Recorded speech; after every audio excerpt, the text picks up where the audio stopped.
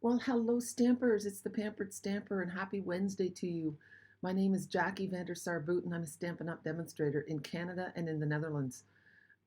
Today is Stamping Through My Stash, which I do every Wednesday, and the reason I do it is twofold. Number one, when you purchase your Stampin' Up! Supplies, you have normally a 3-month window where you can find out if it works well or not, or if there are any defects.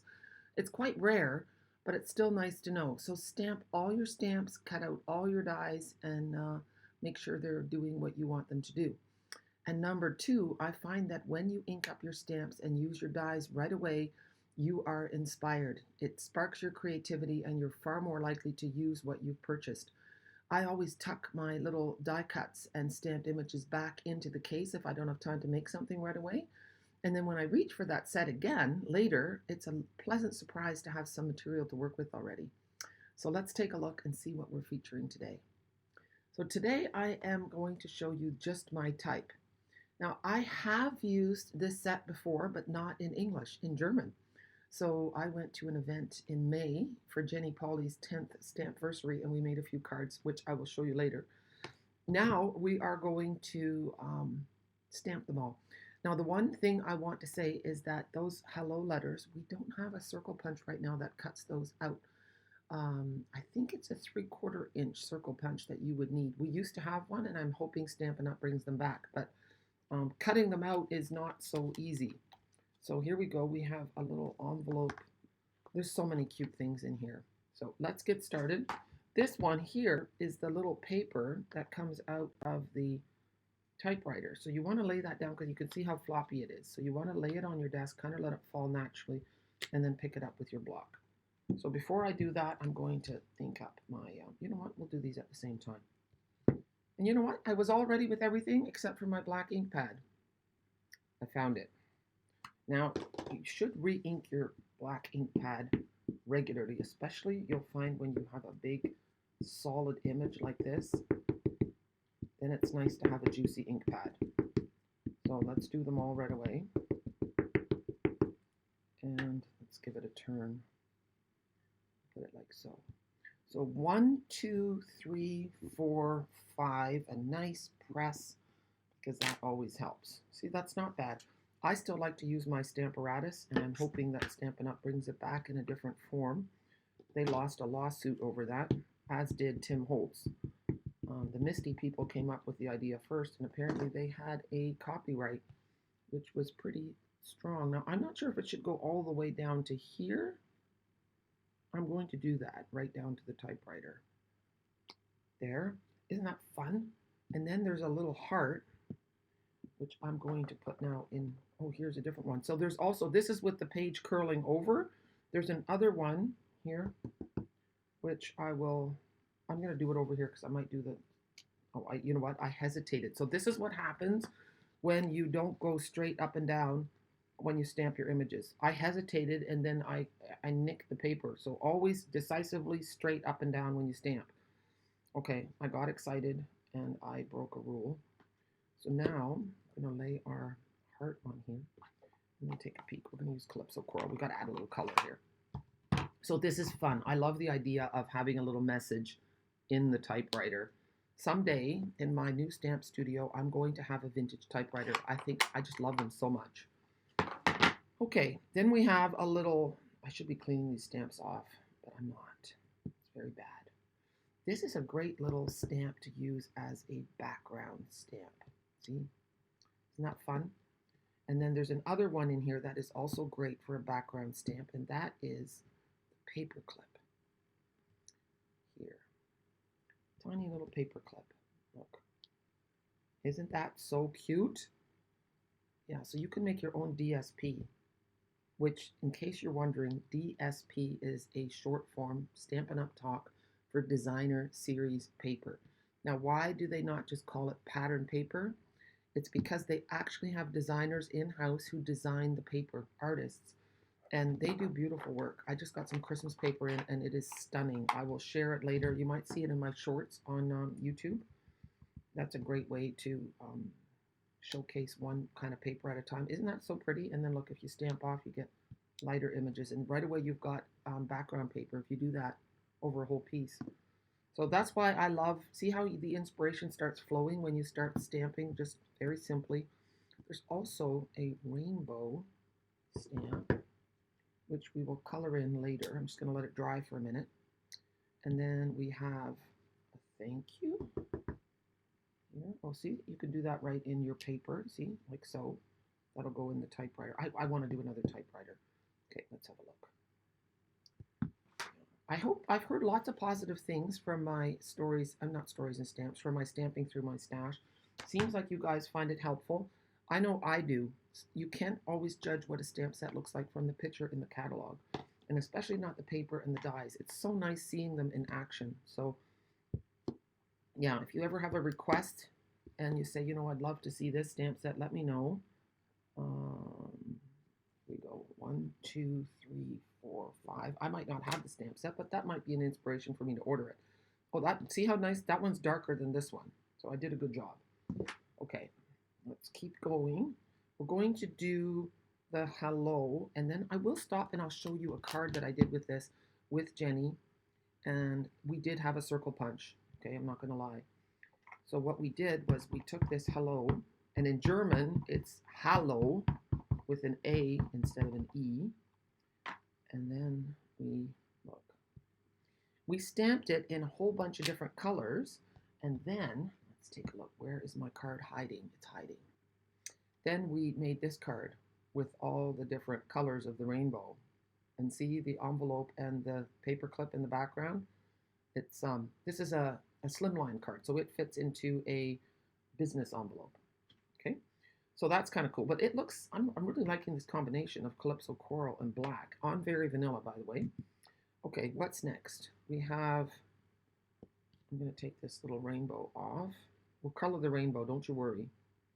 Then we have a little for you. And then we have some flowers. And it's interesting what, I don't know if they want flowers coming out of the, if that's a whimsical idea to have the flowers coming out of the typewriter. I haven't tried that yet. Here we go. And they don't have to go together, but it looks nice. Oh, and then we have a big long saying.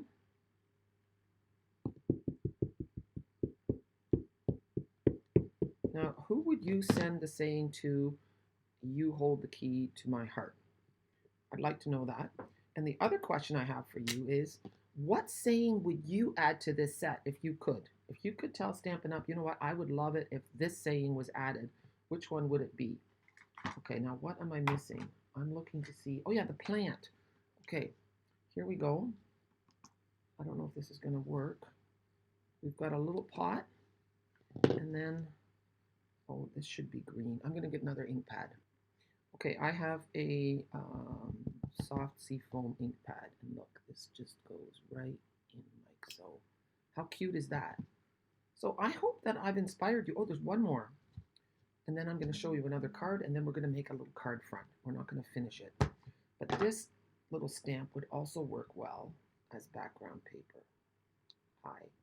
See? In between the flowers or the, see? Like so. There. Isn't that fun? Okay. One more card to show you. And honestly, oh, here it is. It's this one. And what are you thinking? The only thing it has from the typewriter set is the thank you here. And then this is another set that I really should show you another day. I really like it as well. In the meantime, you can guess what set that's from. This is another slimline card. So this little thing that I'm going to do was inspired by Joanne James from the UK. And I think she's called, I don't know if it's this Crafty Owl?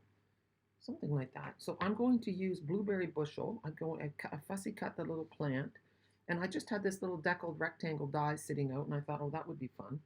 So I do have to clean my typewriter for a minute, and we're going to stamp the typewriter in blueberry bushel. I don't know if Joanna used blueberry bushel, but that doesn't matter. And this might be too small, but this is the piece I had, and I'm running really low on white. So I thought, I don't want to do that. And now we're going to use the straight little paper piece here. And that should be black because, just a black and white idea. So, and then we're going to make a little heart in Calypso Coral here. And then, remember the question I asked you, who would you give this to? So, I'm going to go a little bit lower maybe. There. It's a bit crooked. And now, see, this would go off the edge a little bit. You know how on a desk you'd have a plant or something? And you know what we're going to do? We're going to use mini dimensional. So here are my mini dimensionals. You can see that I've cut some of the edges off because that's a wider piece. But here I've just used the little guys.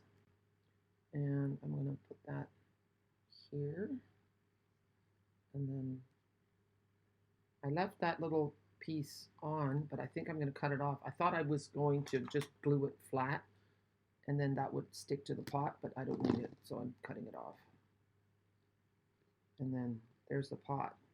And I'm going to put this on an embossed card front. Do you guys want to see it? Maybe I should do that for a minute and finish off the card. It's kind of mean to make just a focal point and not show you the end. Okay, so I've taken a card front size and I've run it through this exposed brick embossing folder.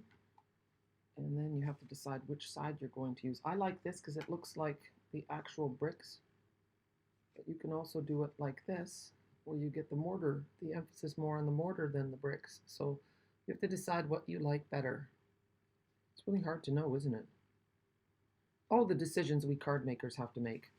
So I'm going, and I chose the brick because I'm picturing an old-fashioned newspaper office with exposed brick walls. That's my artistic.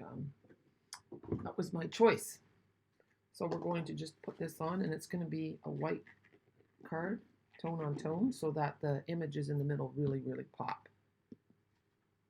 And I had this card. I don't usually do a card with the fold at the top, but when you do, because in Chatham, Ontario, it's a bit of a humid climate, and what happens is that your cards then tend to flop, and they just go flat. But you just have to give a really firm, crisp thing, and then it stands up quite nicely, and it does look good like that.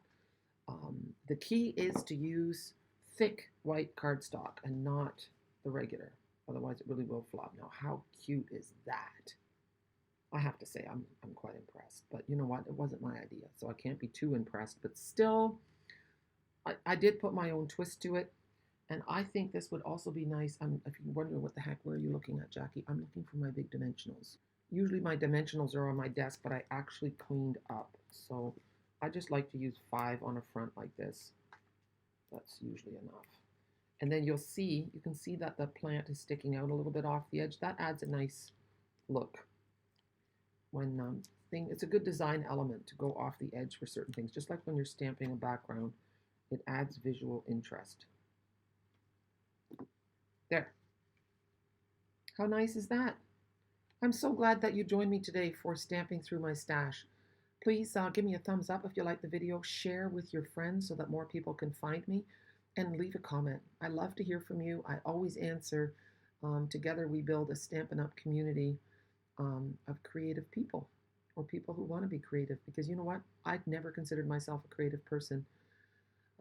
Stamps allowed me to be creative because I couldn't draw, I didn't think I could paint, and I've been amazed at how much I have learned since I first started stamping about 20 years ago. I've been a demonstrator for almost 18 years now, but before I became a demonstrator, I was a hostess. I hosted workshops twice a year to get free stuff. You can do that too. Just ask me how. All right, have a super day. Bye.